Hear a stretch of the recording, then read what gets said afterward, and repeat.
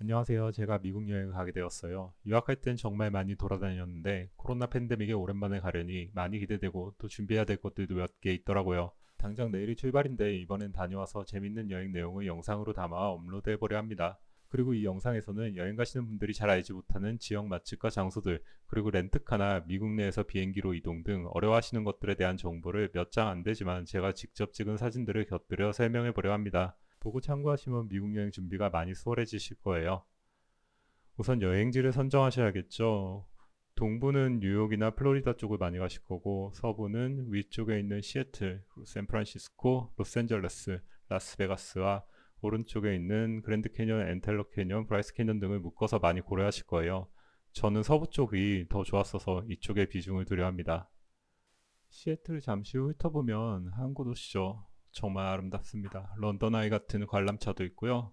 풀밭에 여기저기 사람들이 자유롭게 여유를 즐기는 모습이 보기 좋았습니다. 파이크 플레이스 마켓엔 그 유명한 스타벅스 1호점이 있어요. 파이크 플레이스는 이쪽에 있고요. 스타벅스에서 나오는 파이크 플레이스라는 원두 이름이 여기서 유래된 거죠. 간판은 따로 없고 사진에 보이는 이 글자가 다입니다. 다운타운에 있는 스타벅스 리저브 매장은 여행 기간 동안 매일 한 번씩 들릴 정도로 좋았어요. 여기서 북쪽으로 가시면 시애틀의 랜드마크인 스페이크 니들이 있는데요. 저는 여기는 올라가 보진 않았네요.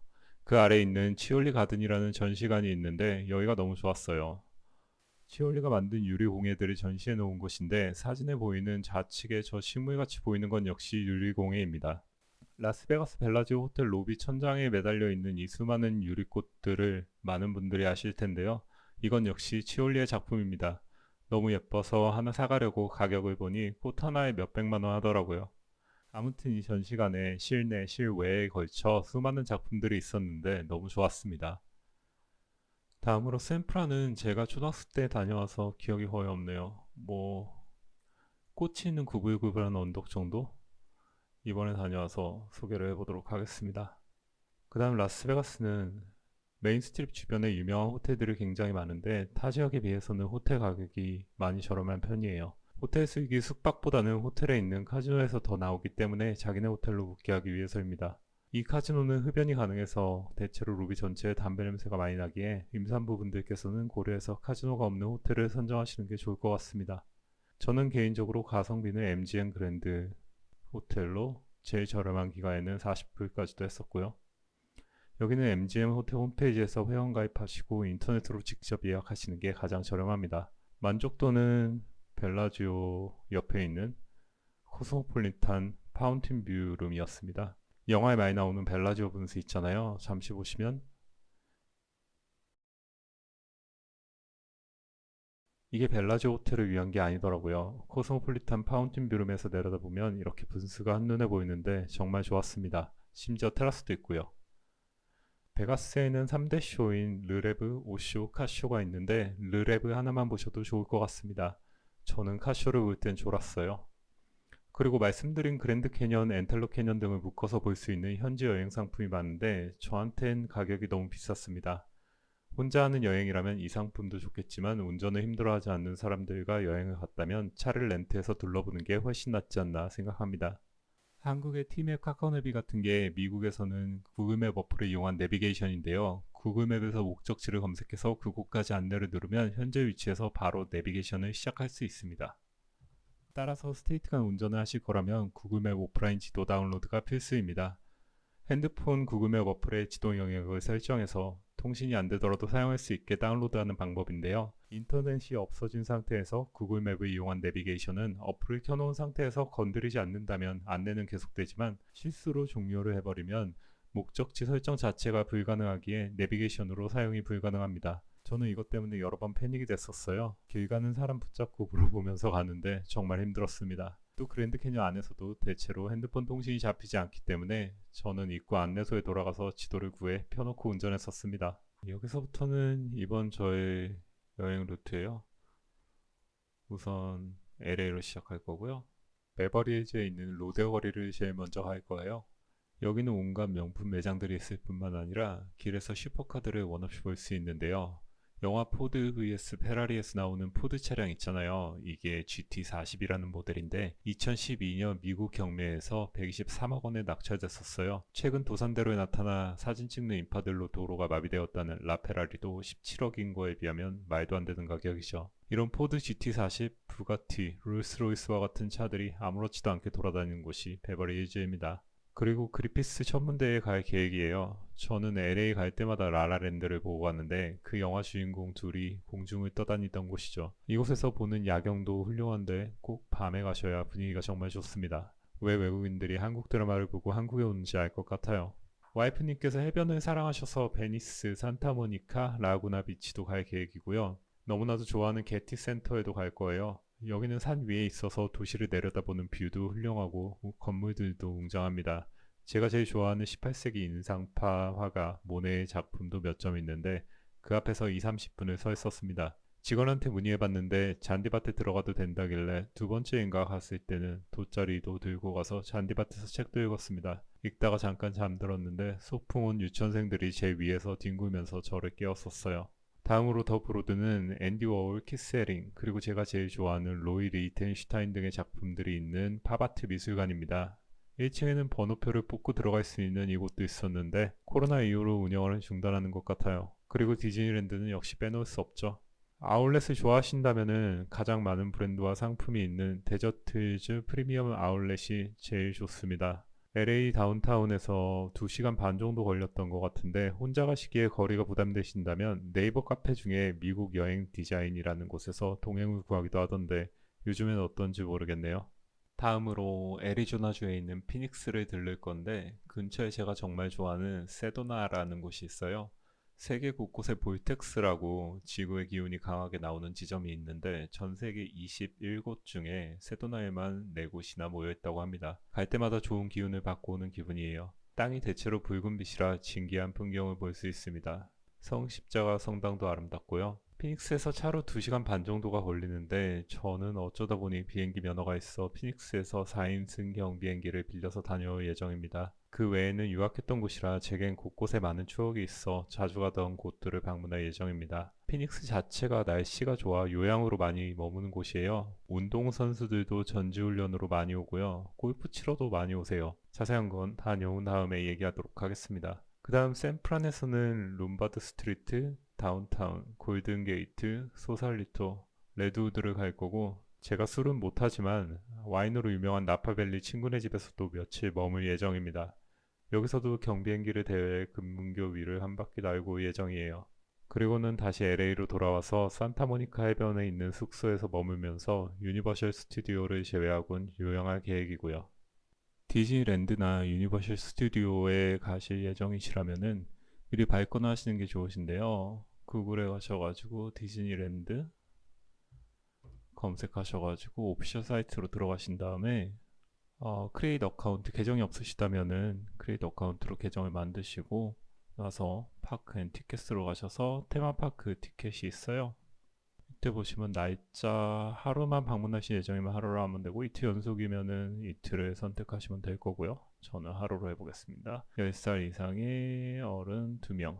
원파크 퍼데이가 있고 파크 하퍼가 있어요. 무슨 차이냐 하면은 디즈니랜드는 디즈니랜드 파크랑 디즈니 캘리포니아 어드벤처 파크로 나눠져 있습니다. 디즈니 캘리포니아 어드벤처 파크가 성인들에게 더 적합하다는 말을 들어서 저는 캘리포니아 어드벤처 파크로 했고요. 아래 거는 두 파크를 동시에 이용하실 수 있는 티켓이에요. 근데 하루에 두 곳을 모두 방문하는 건 사실상 어렵다고 생각하기 때문에 저는 원파크 퍼데이로 구매를 했었습니다. 12월 달 것까지 이미 매진이고 1월부터 예매가 가능한데 보시면 날짜에 따라서 가격이 다 달라요. 이것을 고려하셔가지고 계획을 잡으시면 좋을 것 같습니다. 만약에 렌트카로 방문하실 예정이라면은 파킹 바우처도 하루치를 구매를 같이 해주셔야 됩니다. 그러고 나서 결제를 하면 되겠죠.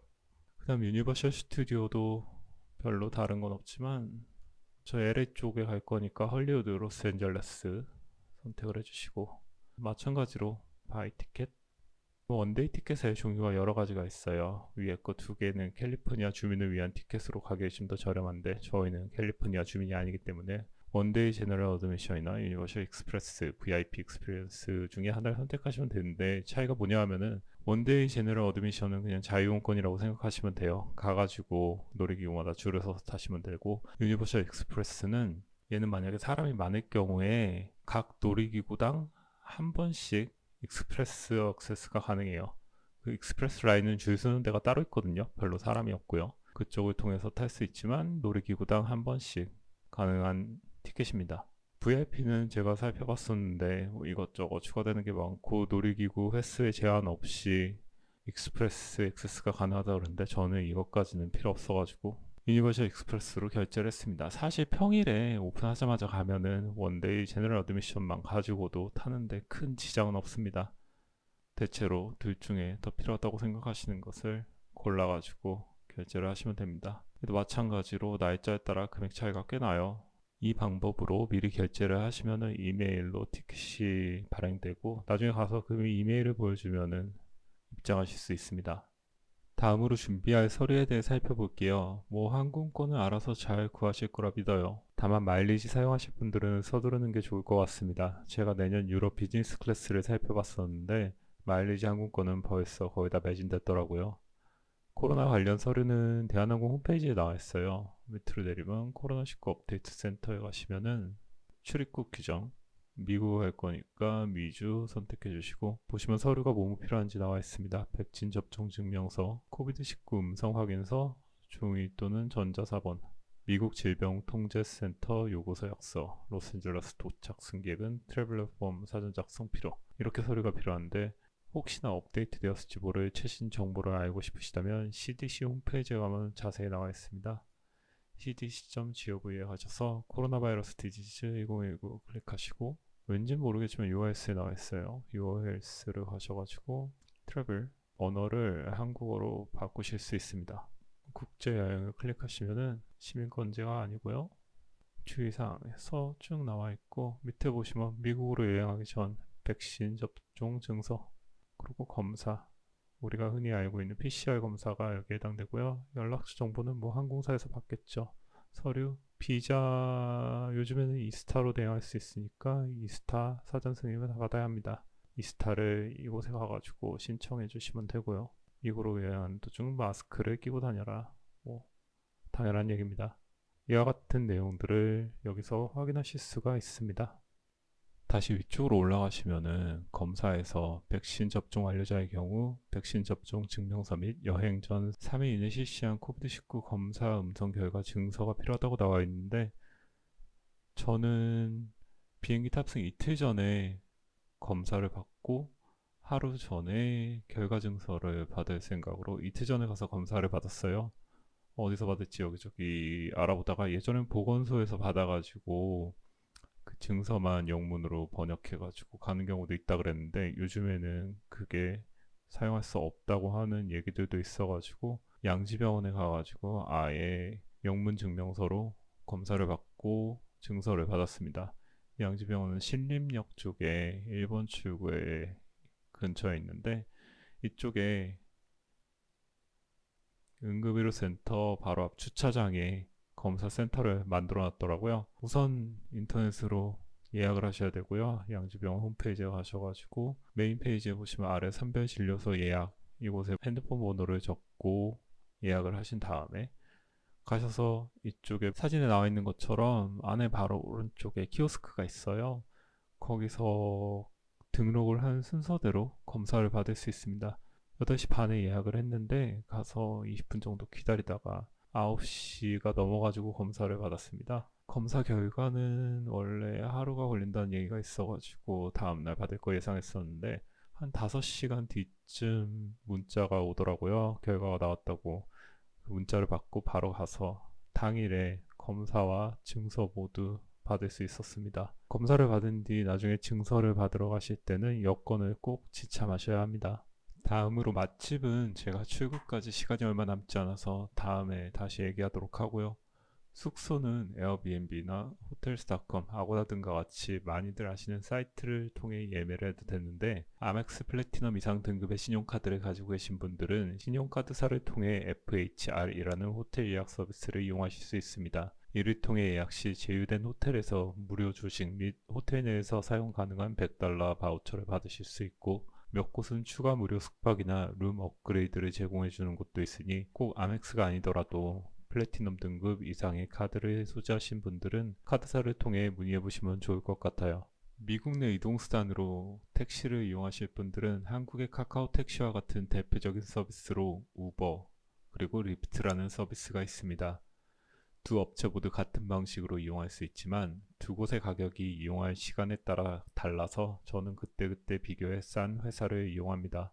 차량 렌트는 미국이 좀 특이하다고 생각했던 게 한국에서 렌트를 할 때 레이나 SM3처럼 차량이 각각 정해져 있고 이를 선택해서 이용할 수 있잖아요. 하지만 미국에서는 이코노미, 스탠다드, 풀사이즈 등과 같이 카테고리로 렌트를 하고 현지에서 픽업을 가면 그때 그 카테고리에 남아있는 차량을 무작위로 배정해 줍니다. 가끔 카테고리의 모든 차량이 렌트되었을 때는 업그레이드를 해서 주는 경우도 있어요. 렌트를 하실 때에는 호텔과 마찬가지로 플래티넘 등급 이상의 분들은 신용카드 업체를 통해 알아보셔도 좋고 인터넷은 저는 주로 엔터프라이즈.com, 렌터카스.com, 튜로의 가격을 비교해보고 이용합니다. 이번 여행에서는 지역에 따라 가장 좋은 가격의 차량이었던 신용카드사와 렌털컬스닷컴 그리고 튜로를 예약했습니다. 엔터프라이즈닷컴은 예약할 때 인슈어런스라고 하는 보험이 포함되어 있지 않습니다. 나중에 차를 받으러 가서 보험을 따로 추가해야 된다는 말을 듣고 당황했었어요. 보험은 보통 하루에 15불 정도가 추가되지만 업체별로 다르니 미리 이메일이나 통화를 통해 알아보셔야 하고 또 추가 운전자를 등록할 경우에도 하루에 10불 정도씩 따로 돈을 받더라고요.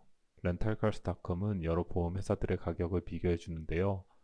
보험과 마일 제한 등의 옵션이 정말 다양하니 충분히 잘 살펴보시고 예약하셔야 할 것 같습니다. 가격은 대체로 좋은 편이지만 예약 관련 문제가 생겼을 시 홈페이지와 해당 렌트 업체 사이에 서로 책임을 전가해 곤란한 경우가 생길 수 있습니다. 마지막으로 튜로는 일반 차량부터 슈퍼카까지 정말 다양한 차종이 있습니다. 살펴보는 것만으로도 즐거워요. 이건 에어비앤비와 같은 개념인데요. 에어비앤비는 호텔이나 모텔처럼 기업에서 소유한 건물을 빌려주는 것이 아니라 개인 소유의 집을 빌리는 거잖아요. 튜로도 마찬가지로 차를 가지고 있는 개인들이 이 사이트에 등록을 하면 사용자가 그 차량 중 원하는 것을 선택하여 빌릴 수 있는 시스템입니다. 다만 예약을 할 때 자소서를 작성해야 하는데요. 차주는 이를 읽어본 뒤 차를 빌려줄지 말지를 정하며 승인을 했을 때 결제가 되고 도착해서는 차주와 직접 연락을 해서 받는 방식이에요. 차폭도 다양하고 가격도 괜찮지만 영어가 어느 정도 되셔야 사용이 편할 것 같습니다. 하나 더 추가하자면 저는 어제 너무 기분이 좋았던 게 진보관 관련해서인데요. 저는 주변에서 면세점 구매를 부탁받은 것만 위스키만 와이프랑 저랑 한 병씩 총 2병이었어요. 발렌타인 30년 700ml가 롯데 면세점에서 프로모션 중이라 $219밖에 안 하더라고요. 하지만 여행지에서 들고 다니기는 힘들 것 같아 맡겨놓을 곳을 찾고 있었습니다. 미국 항공사는 캐리어 한 개도 추가 요금을 받기 때문에 캐리어 하나도 피닉스랑 샌프란시스코로 여행하는 동안에는 LA에 보관할 예정이에요. 검색해보니 공항 주변 라커는 2시간에 $8, 하루에 20~30달러씩 하더라고요. 그리고 보통 한인민박집에서 하루 10,000원 정도와 픽업을 원하시 추가 비용이 발생했고요. 9일 정도면 10만원 플러스 알파인데 돈이 아깝더라고요. 아는 사람한테 부탁할까 했는데 위치가 너무 애매해서 추가로 왕복 1시간 반이 소요가 되어 난감한 상황이었습니다. 이때 유학 중에 봤던 스토리지 서비스라는 게 기억이 나서 검색을 해봤습니다. 이 스토리지 서비스는 건물에 방 형태로 창고가 있고 이 창고를 한 달 단위로 빌리는 것인데 가격이 괜찮았던 걸로 기억했어요. 검색을 해보니 영업시간 내에만 출입이 가능하다는 제약이 있었지만 한 달에 $60 정도로 저한테는 정말 괜찮은 가격이었고 인터넷을 통해 예약을 하려 했습니다. 이 과정에서 핸드폰 번호를 적어야 하는데 국제번호가 입력이 되어지지 않아서 현지로 전화를 직접 걸었어요. 사정을 얘기하고 9일 정도만 사용하려 한다는 말을 했더니 직원이 마침 가입 첫 달 무료 프로모션이 있다며 9일만 사용할 예정이라면 사용 후 바로 해지하면 무료로 사용할 수 있다고 친절히 설명해 주었습니다. 추가로 $15에 천재지변의 경우에도 $2,000까지 보상받을 수 있는 보험을 가입할 수 있다길래 저는 이 보험을 가입하고 9일간 진보관과 보험까지 $15에 해결할 수 있었습니다. 저와 같은 상황이신 분들은 한번 이용해봐도 좋을 것 같네요. 여기까지가 제가 급하게 준비한 것들이고요. 현지의 자세한 것들은 여행을 다녀와서 올리도록 하겠습니다. 이제부터 짐을 싸야겠네요. 감사합니다.